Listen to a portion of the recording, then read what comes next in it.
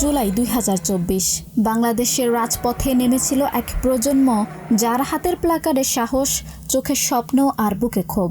আর সেদিনই এক হাসপাতাল হয়ে ওঠে জুলাই বিপ্লবের নীরব আশ্রয়স্থল, যার নাম ইবনে সিনা মেডিকেল কলেজ হাসপাতাল। পুলিশ অনেক সময় আমাদেরকে বিভিন্ন রাস্তায় প্রবেশ করতে দেয়নি। তারা দেখেছে যে আমরা চিকিৎসক, আমাদের অ্যাম্বুলেন্স রয়েছে, আমাদের গলায় আইডি কার্ড রয়েছে, তারা আমাদেরকে যাইতে দেয় নাই। তখন এমন একটা সিচুয়েশন ছিল যে পুলিশ একদিক থেকে গুলি করছে, পুলিশের সাথে তো ছাত্রলীগ ছিল, ওরা একসাথে গুলি করছে, আর ওই পাশে ছিল আন্দোলনরত শিক্ষার্থীরা শুধুমাত্র লাঠিসোঁটা হাতে। ঠিক এমনই একটা যুদ্ধের মধ্যে আসলে জুলাইয়ের দিনগুলো গিয়েছে, এবং আমরা ঠিক এমনই রিস্ক নিয়ে আমরা আসলে সেই আন্দোলনের চিকিৎসক হিসেবে আমরা ভূমিকা রাখার চেষ্টা করেছি। 19 জুলাই মিরপুরে আন্দোলনের দিন বিকেলে রক্তাক্ত শিক্ষার্থীদের বুকে আগলে নেয় ইবনে সিনা। সেদিন থেকে আজ অবধি 5 শতাধিক আন্দোলনকারী চিকিৎসা পেয়েছেন এখানে। 1 টাকাও নেননি কেউ। 3 কোটি টাকা ছাড়িয়েছে ব্যয়, কিন্তু কোনো হিসাবের পাতায় লেখা হয়নি। আমাদের স্যাররা এতটাই সাপোর্টিভ ছিলেন সেই সময়গুলোতে, তারা তাদের ওটি বিলগুলো পর্যন্ত তারা মওকুফ করে দিয়েছিলেন। পাশাপাশি হসপিটালের বিভিন্ন ধরনের ইনভেস্টিগেশন চার্জ যেগুলো ছিল সেগুলো তারা মাফ করে দিয়েছিলেন।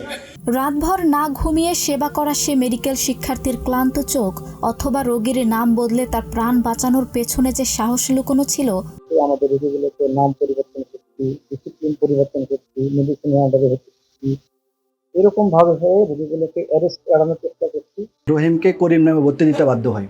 যদি এটা না করে তারা আমাদেরকে এখানে এসে রহিম নামে সার্চ করে যে রহিম রুগীটা কোথায়। আসলে যে যাকে রহিম নামে খুঁজতে এসেছে আমরা তাকে করিম নামে ভর্তি দিয়ে রেখেছি। কিন্তু এই সেবাও ছিল এক যুদ্ধ। জানাজানি হতেই ছাত্রলীগ যুবলীগ ক্যাডাররা অবরোধ করে হাসপাতালের প্রধান ফটক। প্রতিটি অ্যাম্বুলেন্স তল্লাশি করা হতো, ভেতরে আন্দোলনকারী আছে কিনা তা খুঁজে বের করার এক চেষ্টায়। এনএসআই, পুলিশ, লোকাল তৎকালীন ফ্যাসিবাদের যারা সহযোগী ছিল, তাদের সন্ত্রাসীদের ভয়ভীতি উপেক্ষা করে ইবনে সিনার ইমার্জেন্সি ডিপার্টমেন্ট থেকে শুরু করে কনসালটেন্ট বৃন্দরা এবং যারা চিকিৎসায় ছিলেন অনন্য কাজ করেছেন।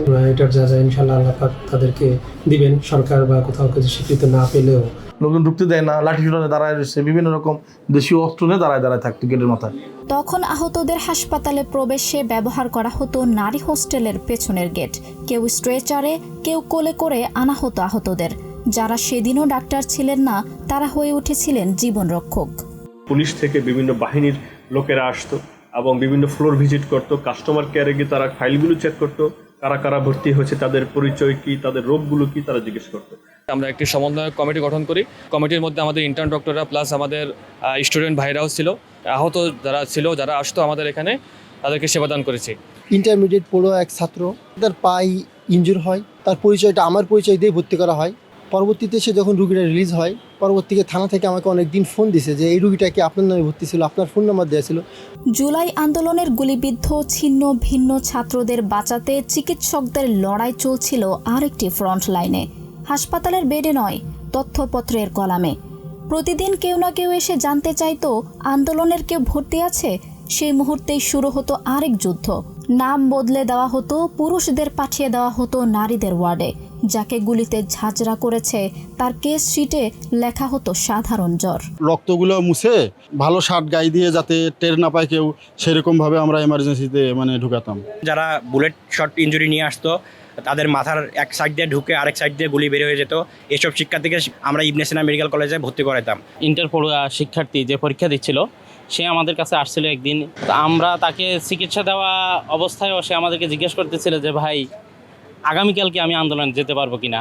ইবনে সিনা শুধু একটি হাসপাতাল নয়, জুলাই বিপ্লবের নীরব সৈনিক, যারা অস্ত্র না ধরেও প্রতি রাতে প্রাণ হাতে নিয়ে যুদ্ধ করেছে। তারা নাম জানে না, পোস্ট নেই, ছবি নেই, তবুও তারা ছিল, আজও আছে। রোগীদের সাথেও যারা আসতো, তারা অধিকাংশ সময় তারা ক্ষুধার্ত অথবা তৃষ্ণার্ত থাকতো। তাদের জন্য খাবারের ব্যবস্থা, পানির ব্যবস্থা এগুলো থাকতো, এবং তাদেরকে যে মানসিক সাপোর্টটা দেওয়া, এইগুলোর চেষ্টাই আসলে আমরা জুনিয়ররা করে থাকতাম। নিঃশব্দে বাঁচিয়ে তোলা শত শত জীবন। ইবনে সিনা একটি হাসপাতাল নয়, এক টুকরো প্রতিবাদ। ইবনে সিনা মেডিকেল কলেজ, যেখানে জীবনের জন্য কেউ লড়েছিল, মুখে না বলে, হাতে না ধরে, চুপচাপ ভালোবেসে। আঞ্জুম হক আরবি, প্রজন্ম 24।